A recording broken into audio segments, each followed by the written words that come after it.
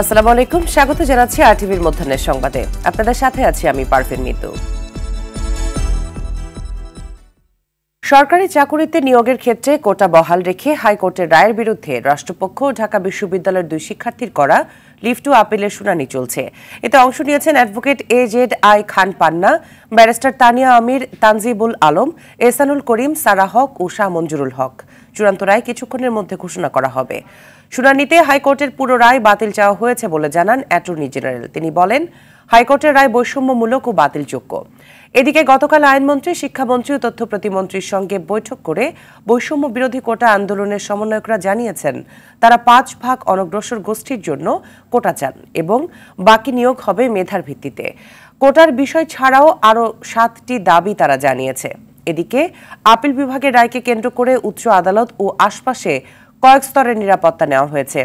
সেনাবাহিনী, বিজিবি ছাড়াও আইন শৃঙ্খলা বাহিনীর সদস্যরা দায়িত্ব পালন করছে।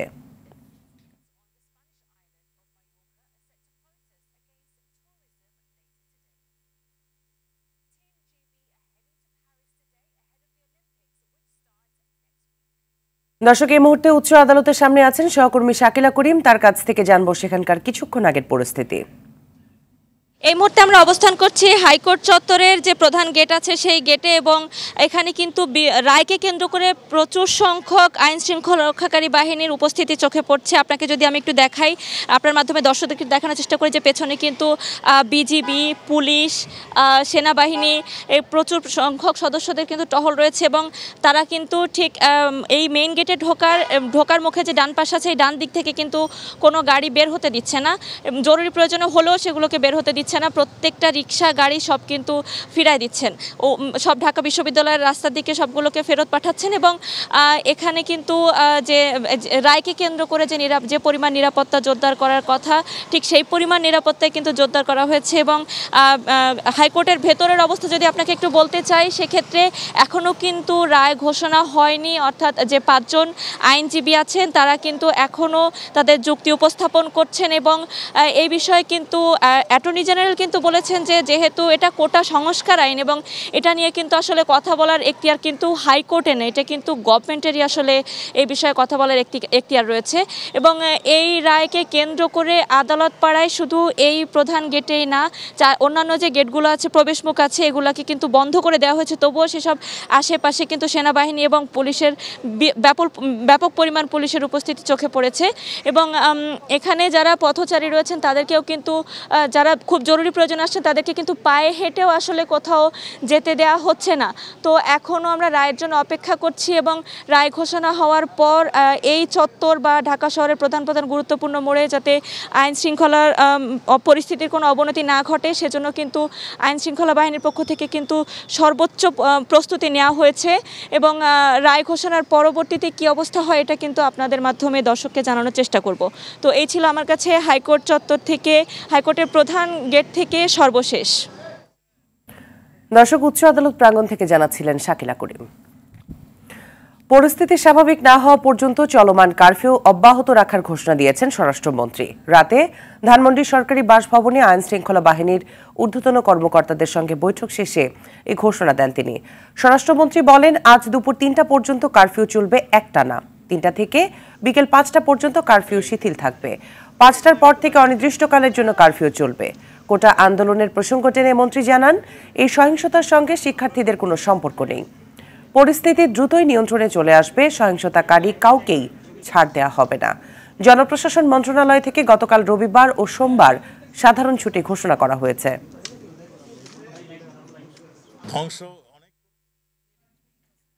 দর্শক, দ্বিতীয় দিনের মতো চলছে কারফিউ। শহরের পরিস্থিতি জানাচ্ছেন সহকর্মী সেলিম মালিক।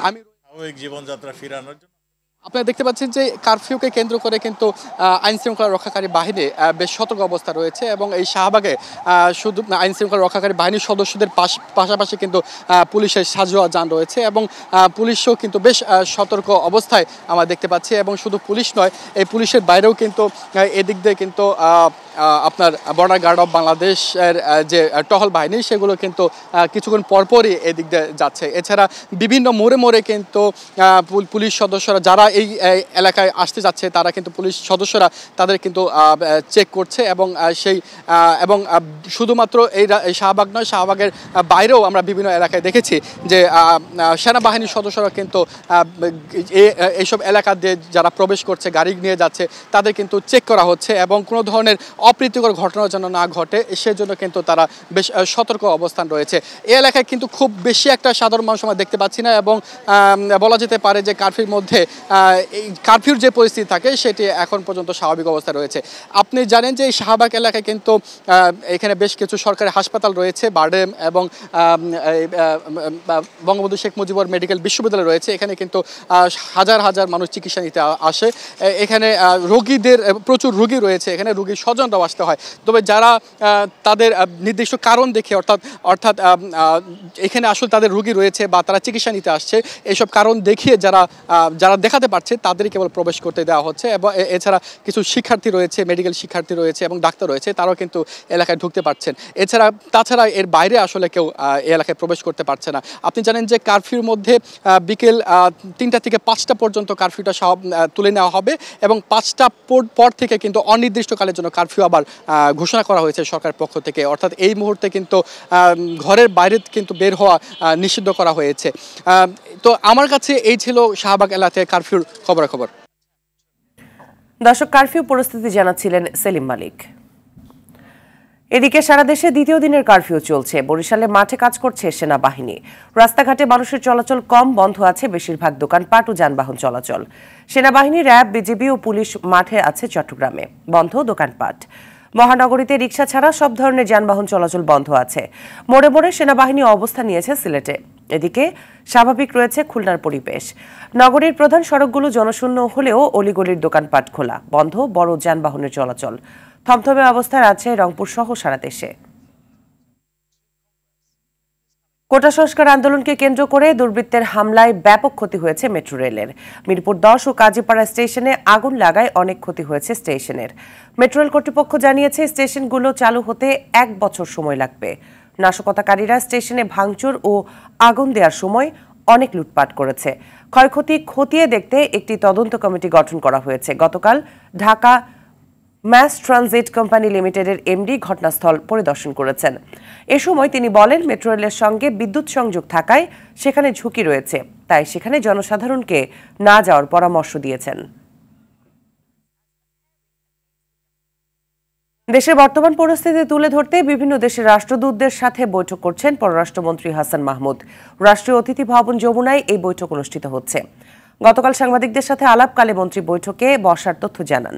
সে সময় পররাষ্ট্রমন্ত্রী বলেন, কোটা সংস্কার আন্দোলন নিয়ে বিশ্ব গণমাধ্যমে ভুল সংবাদ প্রচার করা হচ্ছে।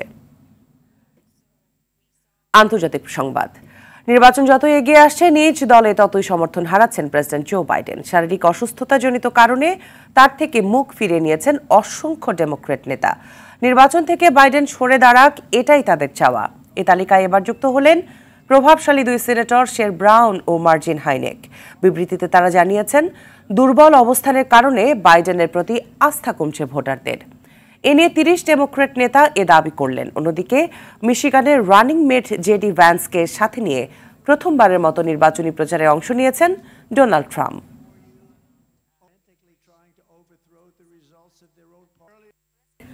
আবারও দেশের খবর। সারা দেশে শিক্ষার্থীদের আন্দোলনকে ঘিরে চলা সহিংসতা, অগ্নিসংযোগে অনেকটা স্থবির হয়ে পড়েছে অর্থনীতি। চলমান অচল অবস্থায় অর্থনীতির ক্ষতি হচ্ছে প্রায় 6,000 কোটি টাকা। সবচেয়ে বেশি ভুক্তভোগী নিম্ন আয়ের মানুষ। মহাসড়কে যান চলাচল বন্ধ হওয়ায় বাধাগ্রস্ত হচ্ছে পণ্য পরিবহন। বাজারে বেড়ে গেছে বেশ কিছু পণ্যের দাম। বিস্তারিত সেলিম মালিকের রিপোর্টে।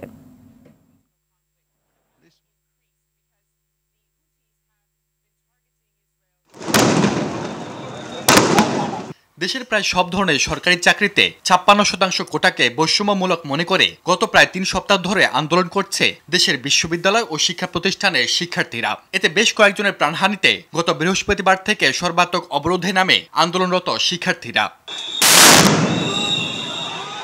অবরোধের সঙ্গে সরকারের ডাকা কারফিউ কার্যত অচল হয়ে পড়েছে রাজধানী ঢাকা। এতে সবচেয়ে বিপাকে নিম্ন আয়ের মানুষ। কাজ নাই কম নাই আমরা এক জায়গা যাওয়া পারি না, এইভাবে না খাই আমার বলেছেন যাতে সমাধান হয়ে যায় সেটা আমরা চাই। আতঙ্কর জন্য লোকজন বাড়াইতেছে কম ভয়াবহ, এই কারণে মনে করেন যে যাইতেছে না, আমরাও যাইতে পারতেছি না। ব্যবসাটা খুবই খারাপ, এলা গন্ডগোল মিটলে ব্যবসা করব। মহাসড়কে যান চলাচল স্থবির হয়ে পড়ায় বিঘ্ন হচ্ছে পণ্য পরিবহন ও আমদানি রপ্তানি। আমাদের মালামাল এক জায়গা থেকে আরেক জায়গায় বহন করা বা ডাইং থেকে ফ্যাব্রিক্স নিয়ে আসা, ডাইং এ ফ্যাব্রিক্স পাঠানো, নিটিং ঘর থেকে ডাইং এ যাওয়া, সুতা আনা নেওয়া ইত্যাদি ইন্টারনাল মুভমেন্ট গুলি আমাদের ডিস্টার্ব হচ্ছে বা ব্যাহত হচ্ছে। অপরদিকে আমার রপ্তানি পণ্য আমি যে গন্তব্যে পাঠাবো বা চিটাগাং এ পাঠাবো, ঢাকা এয়ারপোর্ট পাঠাবো, সেটাও কিন্তু আমার বিঘ্নিত হচ্ছে। এদিকে অবরোধের সুযোগ নিয়েছে বাজারের ব্যবসায়ীরা, বেড়ে গেছে বেশ কিছু পণ্যের দাম। মিনিকেট বেচতাম আগে 66-67 টাকা, সেই মিনিকেট এখন 68-70 টাকা বিক্রি করা লাগে ভালো মানের। বাড়ছে মরিচের দাম, গত সপ্তাহে 1 কেজির দাম ছিল ধরেন 120 টাকা, এই সপ্তাহে হয়েছে 250-300 টাকা। চলমান সহিংস পরিস্থিতিতে অর্থনীতির ক্ষতি হচ্ছে প্রায় 6,000 কোটি টাকা। আমদানি রপ্তানি এবং স্বাভাবিক যে উৎপাদন ব্যবস্থা সেটি ক্ষতিগ্রস্ত হচ্ছে। এটার কারণে প্রতিদিন প্রায় 6,000 কোটি টাকার একটা ক্ষতি হচ্ছে অর্থনীতিতে, এবং এটা যদি চলতে থাকে তাহলে সেই ক্ষেত্রে ক্ষতির পরিমাণটা কিন্তু বাড়তে থাকবে, এবং এটা যদি কন্টিনিউ করে তাহলে সেক্ষেত্রে পরিস্থিতি হয়তো আরো খারাপ হবে এবং জিনিসপত্রের দাম আরো এক দফা বেড়ে যেতে পারে। কেবল শিক্ষার্থী ও সরকারের যৌথ আলোচনার মাধ্যমে দেশে শান্তিপূর্ণ পরিবেশ ফিরিয়ে আনা সম্ভব বলে মনে করেন তারা। দেশের ইনভেস্টার বৃদ্ধির স্বার্থে এবং আন্তর্জাতিকভাবে ব্যবসা বাণিজ্য যেন ঠিকভাবে চলে সেটার স্বার্থে আমাদের আসলে এই যে পুরো আন্দোলনের একটা শান্তিপূর্ণ সমাধান হওয়া উচিত। সেলিম মালিক, RTV, ঢাকা। মধ্যাহ্নের সংবাদ এই পর্যন্তই। সর্বশেষ সংবাদ জানতে যে কোনো মোবাইল ফোন থেকে 241141 নম্বরে ডায়াল করুন। দুপুরের সংবাদ 2:45 দেখার আমন্ত্রণ রইল। ধন্যবাদ সবাইকে।